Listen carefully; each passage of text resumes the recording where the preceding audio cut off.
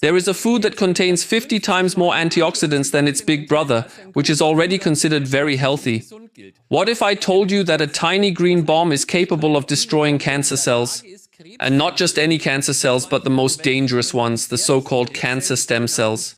But those are just the superlatives. Consuming 30 grams of this food daily can measurably stop the dreaded silent inflammation and boosts our detoxification so effectively that we excrete 61% more benzene, an air pollutant. Don't believe it? You'll definitely want to stay tuned for this. While there are countless healthy foods and superfoods out there, today we're going to talk about what I believe is the undisputed king of superfoods. A food you may have never heard of in this form and likely don't have on your radar. And it promises real miracles. We're talking about broccoli sprouts. That might sound a little unusual, but it's much simpler than you think. So here they are, these incredible little powerhouses which we can even observe growing rapidly in fascinating time-lapse footage.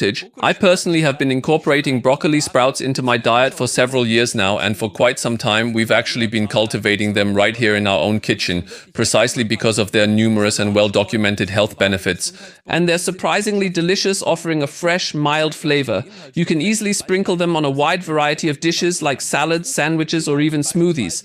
They're truly packed with beneficial nutrients, making them genuine little powerhouses for your health. What's more, their unique compounds have been extensively researched by scientists who have confirmed their truly remarkable and exceptional health-promoting properties. Well, first and foremost, as I've already highlighted, these sprouts contain an incredible 50 times more antioxidants than even mature broccoli, which is a key reason they're considered such powerful health boosters, and they're also abundantly rich in those highly beneficial glucosinolates. Indeed, glucosinolates are truly remarkable compounds, distinguished by their extensive and incredibly diverse range of beneficial biological activities.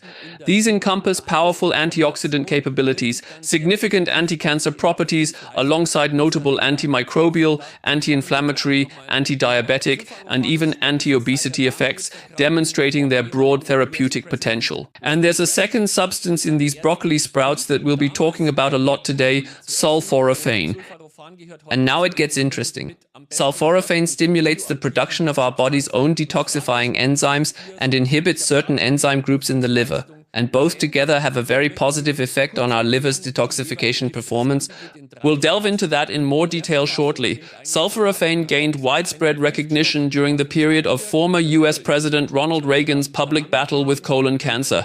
At that time, his medical team specifically recommended that he incorporate more broccoli into his diet, and consequently, today, sulforaphane stands as one of the most extensively researched and scientifically validated bioactive compounds. So, the natural question that arises is, what exactly makes this substance so incredibly healthy? As I just mentioned, it's closely tied to the liver's remarkable ability to detoxify. And now I'd like to briefly elaborate on the precise mechanism through which the liver actually carries out this crucial function.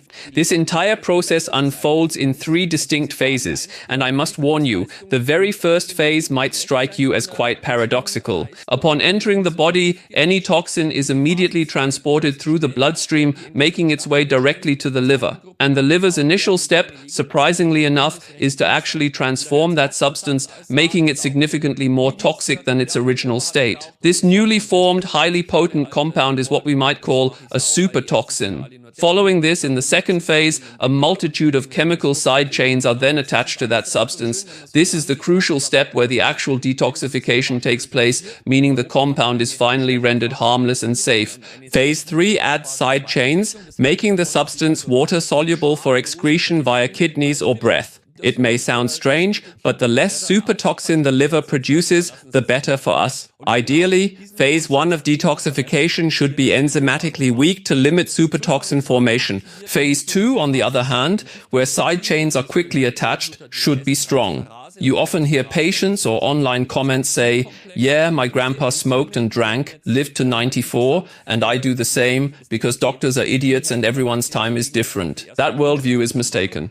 Grandpa likely had a weak phase 1 detox but a very strong phase 2. He could poison himself with less damage than his son or grandson, who inherited a different detox profile and are now following the wrong path. So, you really shouldn't just rely on luck when it comes to your body's detoxification processes.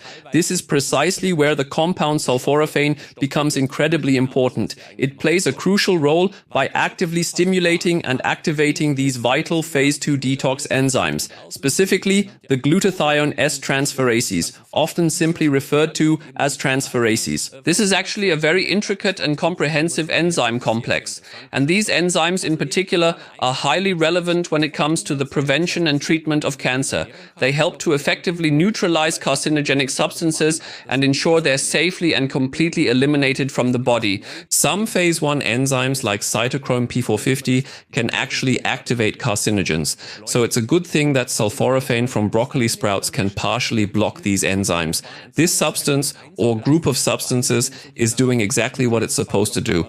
And there's more. Sulforaphane can trigger apoptosis, programmed cell death in cancer cells, inhibiting their spread and growth. This truly is a remarkably interesting substance with far-reaching implications. It can also interfere with the cell cycle of tumor cells, which means it can effectively halt their uncontrolled and rapid proliferation, a hallmark of cancerous growth. Furthermore, sulforaphane partially prevents the formation of new blood vessels, a critical process known as angiogenesis, which tumors rely on for their sustained growth and spread. Tumors actively use angiogenesis to accelerate their growth, and this relates to the silent inflammation I mentioned earlier. Sulforaphane also provides significant assistance here by actively reducing inflammation. It does this by inhibiting the so-called NF-κB signaling pathway. That's nuclear factor kappa B. This particular pathway is a crucial regulator of inflammatory responses within the body, and for those of you who are a bit more familiar with the scientific details, this is a very important mechanism. So this substance can specifically target cancer stem cells and prevent their spread. This is especially interesting in very aggressive types of cancer. To further elaborate on this, I'd like to present some of the key research findings. I'll show you a few studies on this in a moment. We'll start with the first one, which is a particularly compelling and insightful piece of research that truly highlights the potential of this approach. Researchers studied sulforaphane's effect on precancerous lung changes in former smokers. They found it significantly reduced cell proliferation, abnormal cell growth, making it a potential approach for lung cancer prevention. What this suggests is, if you are a smoker and for whatever reason find yourself unable to overcome your addiction, I frequently encounter comments like, "What steps can I take as a smoker to potentially mitigate the harm?"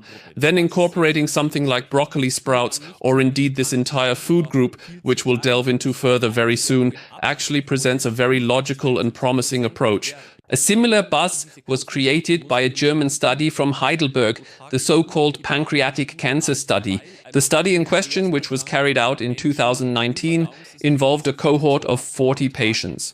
It's crucial to highlight that these patients were already in the advanced stages of pancreatic cancer, meaning they were, by all accounts, extremely ill individuals, facing an exceptionally grim prognosis and with very limited treatment options remaining. They received sulforaphane in capsule form. The results were truly remarkable. After 30 days, no patient in the broccoli group had died, whereas 18% in the placebo group had. After 90 days, the results of the study proved to be quite remarkable and highly significant. It was observed that not a single one of the patients who had been receiving the sulforaphane treatment had died, while in stark contrast, a full 25% of the individuals in the placebo group had regrettably passed away during that same period. After 180 days, a significant 75% of the patients receiving the broccoli-derived sulforaphane were still alive, compared to just 57% in the placebo group. This was indeed a very, very promising finding. However, the study was not statistically significant, it was simply too small. There was also a very high dropout rate. Why did 72% of the patients who had to take these capsules, 15 capsules per day, drop out of the study? Quite simply, these severely ill people could no longer handle digesting 15 capsules daily. Nevertheless, it was a very, very interesting study indeed, because it truly hinted at some significant and highly promising potential applications. Following this initial research, a number of further, more comprehensive and extensive studies were subsequently conducted. Among these, there was one particularly important investigation that specifically explored its potential use in combination with chemotherapy. It demonstrated that sulforaphane had the potential to enhance the effectiveness of chemotherapy. This allowed for a reduction in the required dosage, and importantly, the associated side effects were also considerably milder. Naturally, this finding is very promising. The original impetus for this research actually stemmed from an intervention study on prostate cancer, which specifically examined whether dietary supplements truly reach the prostate tissue. In this study, there were two distinct groups. One received sulforaphane and the other was given allicin, an active compound found in garlic. Many people take garlic as a natural cancer protection, but the results were surprising. The men who took the broccoli extract had significantly higher sulforaphane levels in their prostate tissue. Biopsies were evaluated. And here's the disappointment for all garlic fans. Allicin did not accumulate in the prostate tissue. So we see that sulforaphane actually reaches exactly where it is needed. There is also another very interesting result regarding detoxification.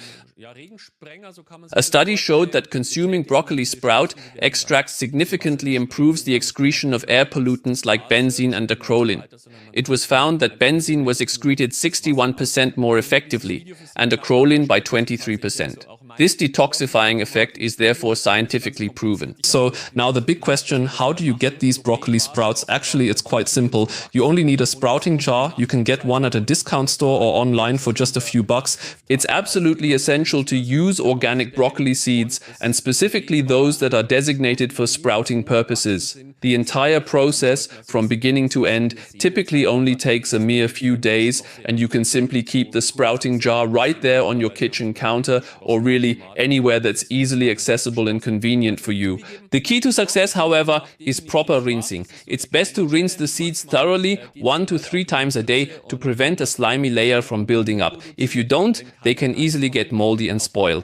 Heat can also present a bit of a challenge, particularly during the warmer summer months. It's generally not the ideal time for growing sprouts during the peak of summer, unless you happen to have a kitchen that genuinely manages to stay quite cool. However, during the cooler months of fall, winter, and even spring, the entire process is quite straightforward and yields excellent results. All you really need to do is rinse them thoroughly, perhaps 1 to 3 times a day, depending on the type of sprout, and with minimal effort on your part, the sprouts will practically grow themselves. Then, in just about 5, 6, or 7 days, you'll find them ready for harvest, providing a fresh, healthy addition to your meals. Sprouts grow easily. There's also a more professional method. For example, I have a sprout machine at home, essentially a water basin with a pump that activates a sprinkler every 20 to 30 minutes, like a small rain shower.